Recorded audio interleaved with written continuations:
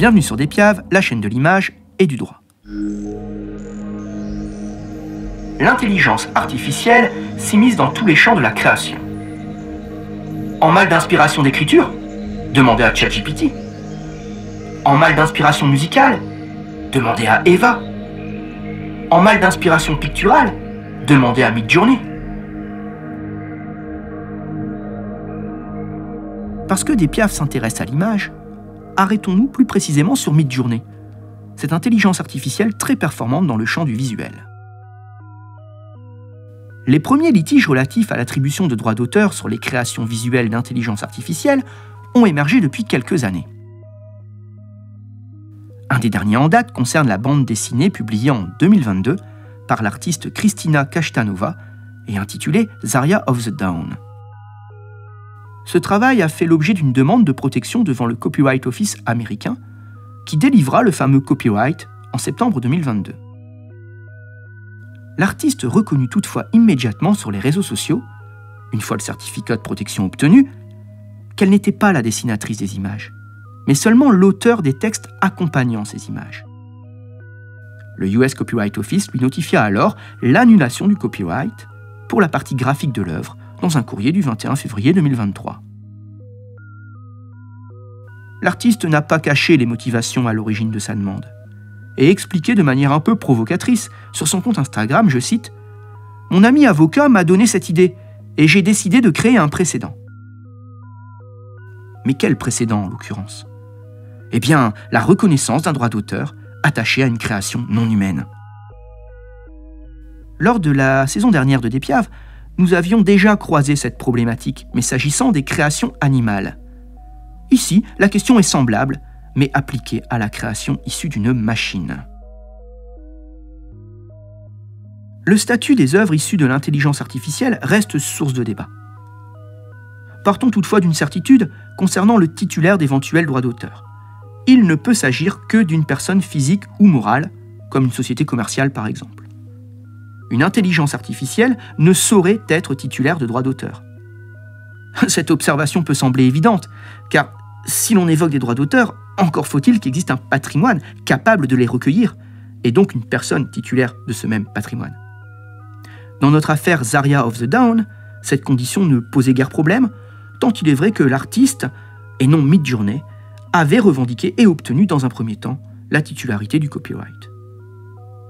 Mais cette question de titularité des droits d'auteur postule que soit tranchée, au préalable, celle de l'existence même d'un auteur. En effet, sans auteur, pas de droit d'auteur. Or, seul l'être humain peut être qualifié d'auteur, dans la mesure où seules sont protégeables les œuvres originales, porteuses de l'empreinte de la personnalité de leur créateur. La personnalité renvoie à une subjectivité, à des choix plus ou moins conscientisés, mais toujours humains, qui prennent corps dans une création accessible à la perception sensorielle. Cette personnalité ne peut être qu'humaine, la machine en étant dépourvue, quand bien même elle serait animée par un logiciel la rendant autonome. Et bien entendu, la réflexion vaut, quel que soit le mérite de l'œuvre artificiellement créée par une intelligence numérique. Tant il est vrai que le droit d'auteur demeure imperméable aux critères de la qualité esthétique d'une création.